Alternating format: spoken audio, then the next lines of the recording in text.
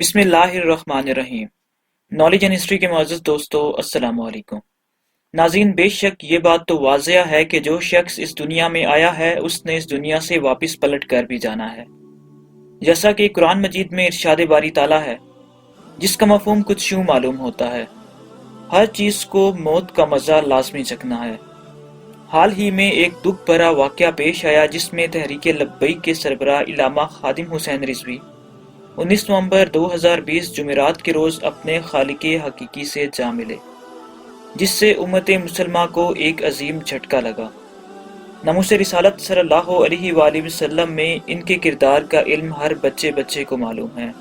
وہ ایک مرد مجاہد، نڈر اور بے باک لیڈر تھے جو اپنے بیان سے عوام الناس کے جذبات کو اجاگر کر کے عشق مصطفیٰ صلی اللہ علیہ وآلہ وسلم کے ساتھ جوڑتے تھے، جن کے جذبات صلاح الدین ایوبی اور محمد بن قاسم جیسے تھے، جن کا کہنا یہ تھا کہ جو شخص بھی رسول اللہ صلی اللہ علیہ وآلہ وسلم کی شان میں گستاخی کرے اس کو قتل کر دو۔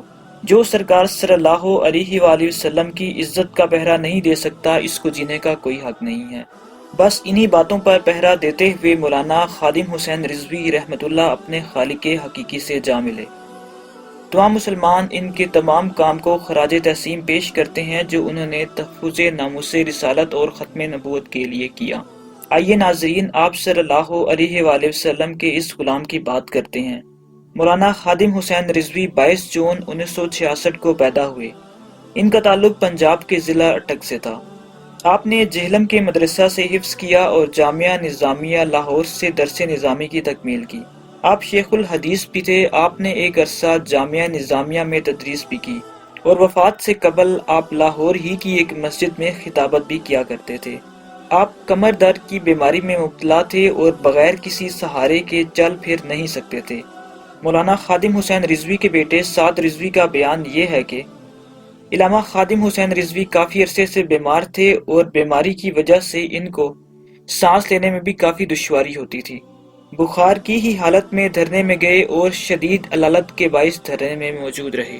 دھرنے کے بعد جب وہ واپس گھر لوٹے تو ان کی بیماری میں مزید اضافہ ہو گیا، جس کی وجہ سے انہیں ہسپتال کی طرف لے کر جایا گیا تو وہ راستے میں ہی اس دنیا فانی سے کوچ کر گئے تھے اور اپنے خالق حقیقی سے جا ملے۔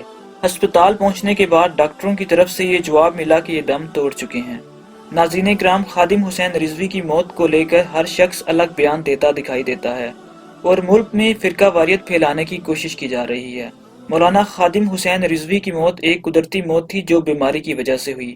آپ سب سے گزارش ہے کہ تمام اس قسم کی افواہوں پر توجہ نہ دیں اور ملک میں امن و امان کی صورتحال کو برقرار رکھیں۔ آخر میں دعا ہے کہ اللہ رب العزت مولانا خادم حسین رضوی کو جنت الفردوس میں مقام اعلیٰ پر فائز فرمائے اور ان کے تمام صغیرہ کبیرہ گناہ بخش دے۔ اسی دعا کے ساتھ آج کی اس ویڈیو کا اختتام ہوتا ہے۔ ویڈیو پسند آنے کی صورت میں اسے زیادہ سے زیادہ لائک کر دیں اور دوسروں تک پہنچانے میں ہماری مدد کریں۔ اور جن دوستوں نے ابھی تک ہمارا چینل سبسکرائب نہیں کیا، چینل کو سبسکرائب کر کے ساتھ بیل کے بٹن کو دبا دیں تاکہ آئندہ فیوچر میں آنے والی ہر نئی ویڈیوز آپ تک بر وقت اور بآسانی سے پہنچ سکیں۔ اپنا دوستوں، رشتہ داروں اور گرد و نواح کے لوگوں کا بھی خیال رکھیے گا۔